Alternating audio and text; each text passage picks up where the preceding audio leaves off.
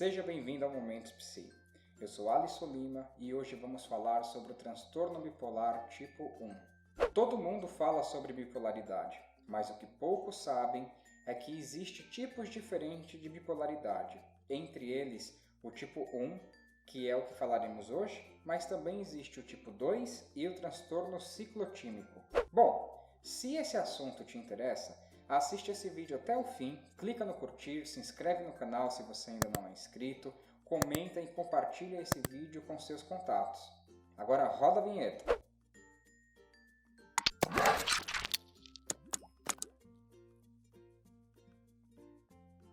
Os sintomas que uma pessoa com transtorno bipolar tipo 1 pode ter são diversos, e quando a crise se instaura, dizemos que o indivíduo teve um episódio maníaco. Quando se trata de um episódio maníaco, o estado de humor da pessoa é um fator muito importante e costuma ser descrito como eufórico e excessivamente alegre, como se estivesse se sentindo no topo do mundo. Eu tô muito doido! Em certos casos, o humor é tão anormal que é reconhecido com facilidade como exagerado, principalmente quando se trata de interações interpessoais, sexuais ou profissionais. Só para você entender, a pessoa pode iniciar conversas longas com estranhos sem mais nem menos. Algumas vezes, o humor predominante é irritável em vez de elevado, e isso acontece principalmente quando os desejos do bipolar são negados ou quando ele esteve usando substância. Mudanças rápidas no humor durante curtos períodos de tempo podem ocorrer, e nós chamamos isso de labilidade. Durante o episódio maníaco, a pessoa pode se envolver em vários projetos novos ao mesmo tempo, mesmo que ela tenha pouco conhecimento técnico, porque para ela, nada parece estar fora do seu alcance. Os níveis de atividade aumentados podem se manifestar em horários pouco habituais do dia. Então, os principais fatores que precisamos nos atentar são: a autoestima inflada costuma estar presente, variando de autoconfiança sem limites a sentimentos de grandiosidade, e dependendo do nível do surto, pode chegar a proporções delirantes. Uma das características mais comuns é a redução da necessidade de sono, que difere da insônia. No caso do bipolar, ele pode dormir pouco se conseguir, ou pode acordar várias horas mais cedo que o habitual, se sentindo repousado e cheio de energia. Quando o distúrbio do sono é grave, o indivíduo pode ficar sem dormir durante dias e não sentir cansaço. A fala pode ser rápida, pressionada, alta e difícil de interromper. Algumas vezes, a fala se caracteriza por piadas, trocadilhos, bobagens divertidas e teatralidade, com maneirismo dramáticos, canto e gestos excessivos. Por exemplo, nós estamos o chegou Rocorrite, Ratikyu. Só que quando o humor está mais irritável do que expansivo, a fala pode ser marcada por reclamações, comentários hostis ou tiradas nervosas, principalmente se feitas tentativas de interromper a pessoa em crise. Com frequência, os pensamentos do indivíduo fluem a uma velocidade maior do que pode ser falado. Os pensamentos às vezes são sentidos como tão abarrotados que fica difícil falar. Outro sinal é evidenciado pela incapacidade de filtrar estímulos externos irrelevantes, ou seja, perder a atenção, o foco, o que dificulta uma conversa racional ou gera dificuldades para respeitar orientações, porque a pessoa simplesmente não compreendeu. O aumento da atividade dirigida a objetivos frequentemente consiste em planejamento excessivo e participação em múltiplas atividades, incluindo atividades sexuais, profissionais, políticas ou até religiosas.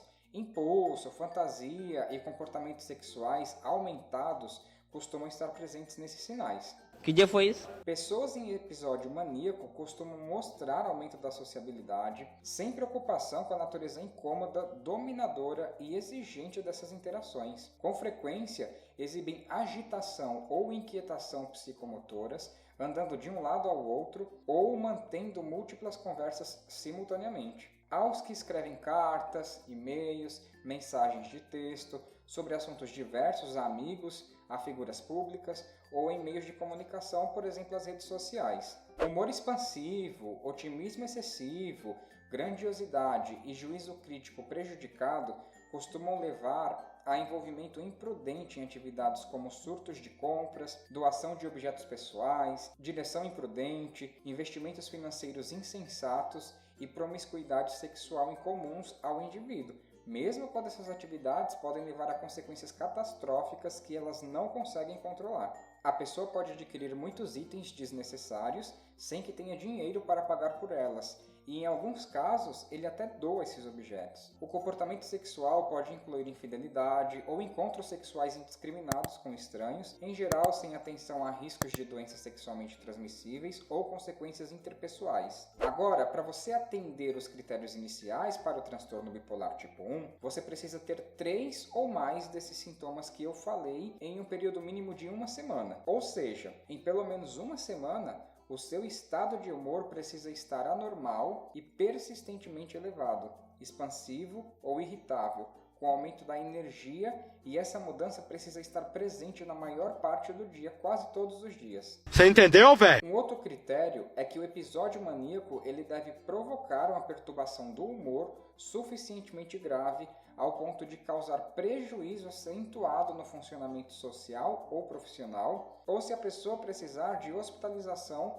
com o objetivo de prevenir dano a si mesmo ou a outras pessoas por causa do surto, e principalmente se existir características psicóticas. E por fim, o episódio maníaco não pode ser atribuído aos efeitos fisiológicos de uma substância, droga, medicamentos ou outra condição médica. Será que é só eu que tô bebendo?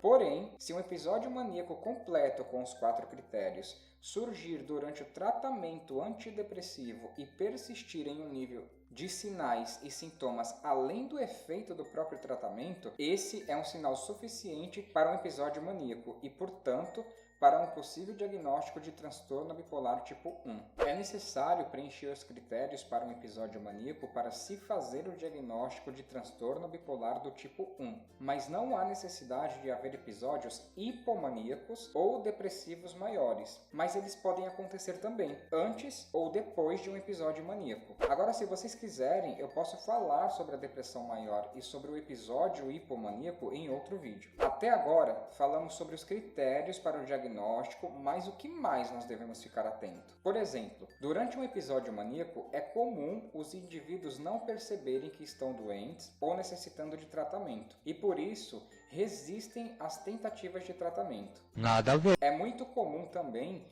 que mudem a forma de se vestir, a maquiagem ou a aparência pessoal para um estilo com maior apelo sexual ou extravagante. Há pessoas que podem se tornar hostis e fisicamente ameaçador a outras, e quando delirantes, podem agredir fisicamente ou suicidar-se. O humor do bipolar ele pode mudar rapidamente para raiva ou depressão. Podem ocorrer sinais depressivos durante um episódio maníaco e, quando presentes, podem durar momentos, horas ou, mais raramente, dias. A média de idade de início do primeiro episódio maníaco, hipomaníaco ou depressivo maior é de cerca de 18 anos para transtorno bipolar do tipo 1. O início ocorre ao longo do ciclo da vida. Inclusive, os primeiros sintomas também podem iniciar aos 60, 70 anos, mas também pode acontecer com crianças. Mais de 90% das pessoas que tiveram um único episódio de mania têm episódios recorrentes de humor. Cerca de 60% dos episódios maníacos ocorrem imediatamente antes de um episódio depressivo maior.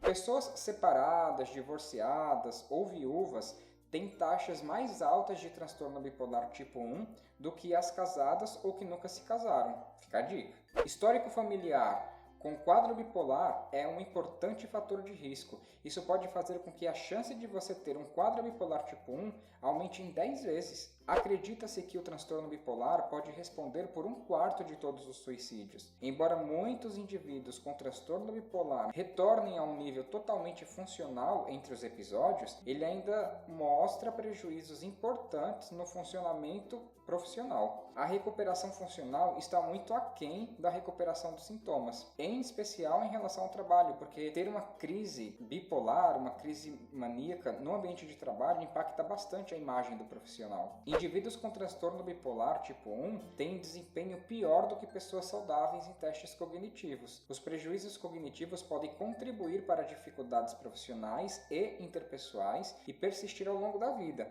Portanto, se você se identificou com esses sinais que apresentei aqui nesse vídeo, ou se reconheceu alguém com essas características, não seja irresponsável ao ponto de ficar doando o diagnóstico para todo mundo. Cadê seus estudos? Você é maluco, é? No máximo, procure ou sugira que a pessoa procure ajuda, porque esse é um um assunto muito sério. Não vamos falar de bipolaridade como piada ou como ofensa para atingir alguém. Se ficou alguma dúvida, deixe o seu comentário que será uma satisfação responder. Se você gostou desse vídeo, deixe o seu like e compartilhe com seus amigos. Isso ajuda o canal a crescer muito. Se ainda não é inscrito, tá esperando o quê, meu filho? Se inscreve aí, vai! Ah, eu também sugiro que você assista esse vídeo aqui sobre transtorno do pânico para você tirar todas as suas dúvidas sobre o assunto. E nos vemos no próximo vídeo. Até mais!